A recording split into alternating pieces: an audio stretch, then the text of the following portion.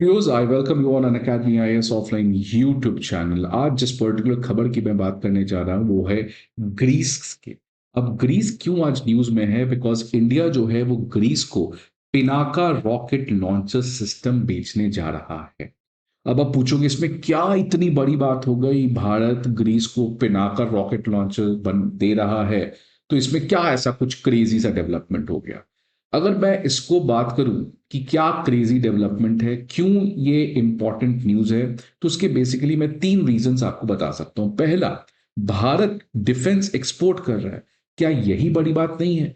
Because अभी तक भारत हमेशा से एक डिफेंस इंपोर्टिंग कंट्री रहा है, लेकिन आज भारत जो है इट हैज बिकेम और it is becoming a defence exporter and also a major defence exporter. तो फर्स्ट थिंग जो इस वीडियो में मैं आपको बताऊंगा कि कैसे भारत का डिफेंस मैन्युफैक्चरिंग पिछले कई समय से बढ़ रहा है और लास्ट ईयर हमारा सबसे ज्यादा रिकॉर्ड डिफेंस एक्सपोर्ट भी रहा। दूसरा चीज मैं बात करूंगा कि ग्रीस को मैं पिनाका रॉकेट लॉन्चर सिस्टम भेज रहा हूं। ये क्यों बड़ी बात है? बिकॉज ग्रीस और टर्की के बीच में प्रॉब्लम चल रहा है, और जिस तरीके से टर्की हमेशा से एंटी इंडिया और प्रो पाकिस्तान स्टैंड लेता है, तो उस कॉन्टेक्स्ट में अब हम टर्की को उसी के तरीके से जवाब देंगे। जिस तरीके से टर्की पाकिस्तान को fifth fighter generation fighter jet देने की बात किया है, वैसे ही अब हम ग्रीस के साथ काफी ज्यादा डिफेंस पार्टनरशिप को बढ़ाने जा रहे हैं। और तीसरा, कि टर्की आखिरकार क्यों एंटी इंडिया पॉस्चर लिया हुआ है, टर्की के जियोपॉलिटिक्स में क्या चल रहा है, टर्की के जो लीडर हैं एर्डोगन वो क्या चाहते हैं, इन सभी चीजों को आज इस सेशन में हम लोग समझने का प्रयास करेंगे, खासकर इंडिया की फॉरेन पॉलिसी के कॉन्टेक्स्ट में। सो प्लीज बने रहें इस वीडियो को और लास्ट तक जरूर देखिए। तो पहले न्यूज देखिए क्या है कि टर्की का जो सबसे बड़ा एडवर्सरी है ग्रीस, वो अब भारत के पिनाका रॉकेट लॉन्चर सिस्टम को एक्वायर करने जा रहा है। ग्रीस के जो डिफेंस एक्सपर्ट्स हैं उन्होंने कहा है सरकार को कि आप जल्दी से भारत से ये पिनाका रॉकेट सिस्टम को प्रोक्योर करें। पिनाका रॉकेट सिस्टम आपको पता है बहुत ही खतरनाक रॉकेट लॉन्चर सिस्टम है, और इसमें एक बार में कई सारे हम लोग मिसाइल्स को लॉन्च कर सकते हैं। और सबसे खास बात क्या है कि ये मोबाइल है, इसको आप कहीं से कहीं ट्रैवल करवा सकते हो। तो अगर कुछ स्पेशल बात करें जो पिनाका रॉकेट लॉन्चर सिस्टम के साथ है, कि इसकी रिस्पॉन्स काफी क्विक है, इसकी एक्यूरेसी, अगर आप ए पॉइंट से इसको यू लॉन्च कर रहे हो और आप चाहते हो ये बी पॉइंट पे हिट करे, तो इसकी एक्यूरेसी बहुत ज्यादा है। इसको प्रिसीजन स्ट्राइक्स के लिए हम यूज कर सकते हैं। और इसमें प्रिसीजन आता कहां से है? बिकॉज इसमें ऑलरेडी इनबिल्ट नेविगेशन सिस्टम को इंस्टॉल है जो आईएनएस और जीपीएस सिस्टम पे काम करता है। इसकी रेंज बहुत ज्यादा भी नहीं है बट बहुत कम भी नहीं है, it is around 60 to 75 kilometre, जिसको आने वाले समय में +100 किलोमीटर करने की कोशिश हो रही है। और जैसे मैंने कहा, it is mounted on a Tata truck, जिसकी वजह से इसकी मोबिलिटी करना बहुत ज्यादा इजी हो जाती है। और इसी सोफिस्टिकेशन से और खासकर इसकी जो कॉस्ट है वो बहुत ही कम है, जिसकी वजह से आज बहुत सारे कंट्री इस पिनाका रॉकेट लॉन्चर सिस्टम को भारत से एक्वायर करना चाहते हैं। इनफैक्ट इसकी सबसे बड़ी सक्सेस कब समझ में आई? जब फ्रांस जैसी विकसित देश, जिससे हम रफाल जैसी फाइटर जेट खरीदते हैं, वो Pinaka multi barrel rocket launcher system को जल्द ही खरीदने जा रहा है।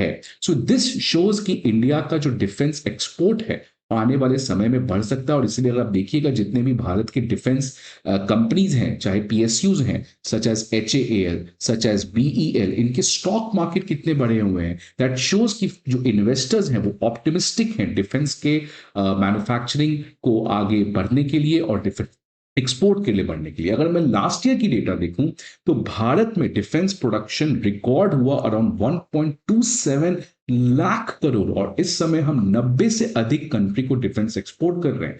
आप समझिए कि पहले ये लगभग ना के बराबर था। हम इनफैक्ट 90 कंट्री से आप कह लीजिए डिफेंस मंगवाते थे, राइट? बट अब हम 90 कंट्री को डिफेंस एक्सपोर्ट कर रहे हैं। ऑल्दो मैं अभी इसको डिनाई नहीं करूंगा, ये बहुत लंबा जर्नी है, अभी भी हम बहुत ही छोटे छोटे चीज बेच रहे हैं, but still we should celebrate and we should appreciate the fact कि ये भी पॉसिबल हो पाया है उस समय जब इतने बड़े बड़े कंपनीज हैं, बोइंग है, लॉकहीड मार्टिन है, रशियन कंपनी है, चाइनीज कंपनी है, जिनके पास state of art defence manufacturing facilities है। और इनफैक्ट अगर हम लास्ट ईयर की डेटा देखें तो 2023-24 में भारत का जो कुल डिफेंस एक्सपोर्ट था, it is whooping 21,083 crore, which is a increment of 32.5% over the last year growth. So that is really remarkable and Bharat की डिफेंस सेक्टर एक सही दिशा में जा रही है.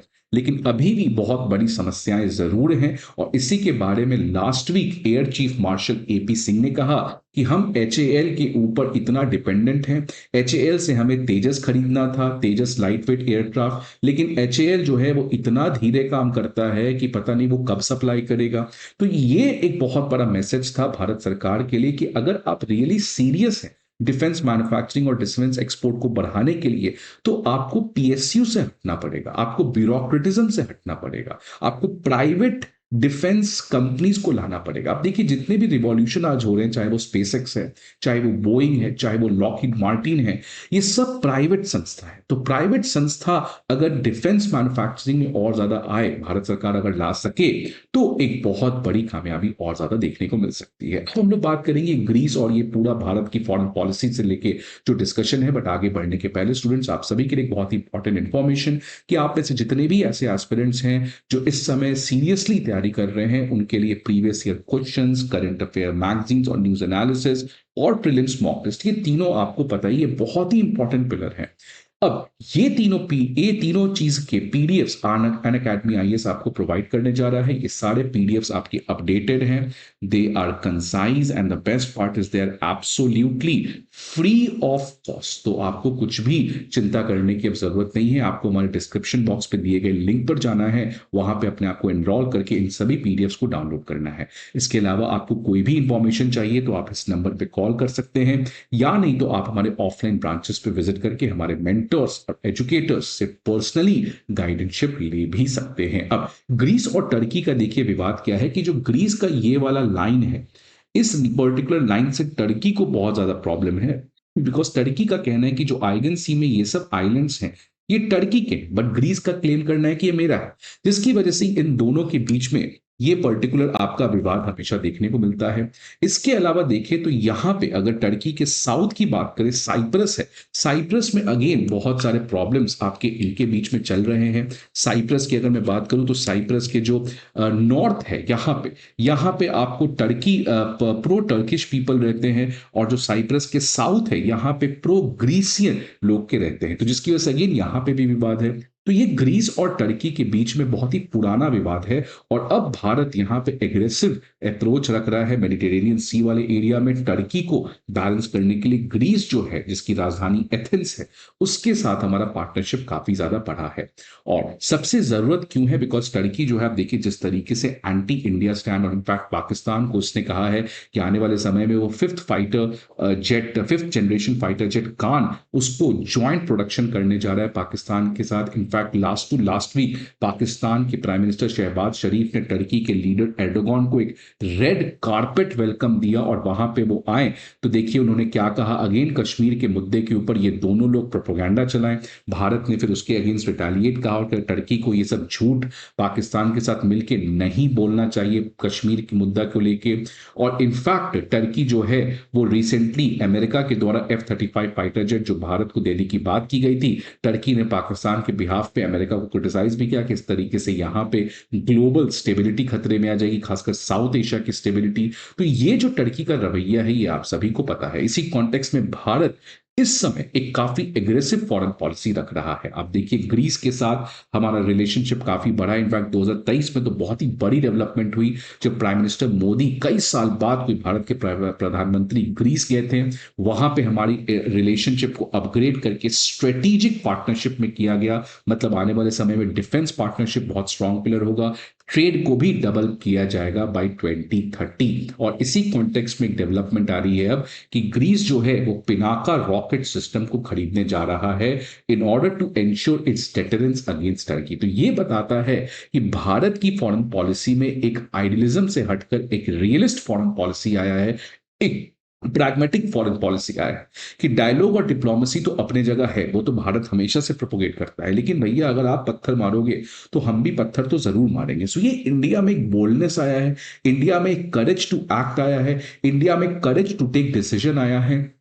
And that is because India इस समय वर्ल्ड की फास्टेस्ट ग्रोइंग इकोनॉमी है, हमारे पास डेमोग्राफी है, हमारे पास पॉलिटिकल स्टेबिलिटी है, और हमारे आज बहुत सारे पार्टनरशिप भी एक्सपैंड हुए हैं विद वेस्ट, रशिया। तो इसकी वजह से आज भारत जो है वो अपने फॉरेन पॉलिसी में एक नया अवतार यहां पे दिखलाने का काम कर रहा है। अब सवाल आता है कि टर्की क्यों इंडिया के साथ अपने रिलेशन को कॉम्प्रोमाइज कर रहा है। तो देखिए, टर्की का कोई पर्सनल दुश्मनी इंडिया के साथ नहीं है। टर्की, एर्डोगन जब से पावर में आए हैं 1992 में, उसके बाद से ये प्रॉब्लम हुआ क्या है। देखिए, टर्की का इतिहास बहुत ही प्राचीन है। इनफैक्ट मुस्लिम्स एम्पायर का सबसे बड़ा एम्पायर था ऑटोमन एम्पायर, और ऑटोमन एम्पायर की जो सीट थी, जो कैपिटल थी, वो इस्तांबुल में, कॉन्स्टेंटिनोपल, जो इस समय टर्की में। और ऑटोमन एम्पायर जो था ये एक सुन्नी एम्पायर था, जिसका लीडर हुआ करता था टर्की। लेकिन फर्स्ट वर्ल्ड वॉर के बाद ऑटोमन एम्पायर कोलैप्स हुआ, और यहां पे अगर किसी का शासन आया ब्रिटेन टर्की में, वो था ब्रिटिशर्स का। ब्रिटिशर्स को टर्की के अंदर कंट्रोल में लाया गया, जिसकी वजह से टर्की, जो एक समय में इस्लामिक एम्पायर का लीडर हुआ करता था, अब वो लिबरल, सेक्युलर और वेस्टर्न फ्रेमवर्क के साथ जुड़ गया। और इनफैक्ट 1952 में टर्की एक वेस्टर्न ऑर्गेनाइजेशन नाटो को भी ज्वाइन किया। लेकिन जब से 1992 के लगभग एर्डोगन पावर में आए हैं, तो एर्डोगन चाहते हैं कि टर्की जो है वो लिबरल सेक्युलर से हटकर अगेन एक इस्लामिक कंट्री की तरह इवॉल्व हो, एक इस्लामिक वर्ल्ड का लीडर बने, एक सुन्नी एम्पायर को स्टैब्लिश करे। और इसी की वजह से वो मुस्लिम्स के बिहाफ में अपने बयान को रखते हैं, जिसकी वजह से इंडिया को सीए के ऊपर क्रिटिसिज्म, जम्मू एंड कश्मीर के ऊपर क्रिटिसिज्म, इस तरीके से वो प्रोपोगंडा भी चलाते हैं। सो टर्की चाहता है कि वो वापस से इंटरनेशनल इस्लामिक प्लेटफॉर्म में एक बड़ा सदस्यता ले सके, और इसीलिए आप देखिए रिसेंटली कुछ चर्च को भी मस्जिद में कन्वर्ट किया गया था। अब इसी बात की चर्चा इस पर्टिकुलर न्यूज रिसर्च पेपर में किया गया कि कैसे टर्की आज सेक्युलरिज्म से हटकर एक स्टेट लेड रिलीजन इस्लाम की तरफ टर्की का ट्रांजिशन हुआ है under the leadership of Erdogan. अब इसी कॉन्टेक्स्ट में भारत भी अब टर्की के साथ एक अलग बिहेवियर रखा है।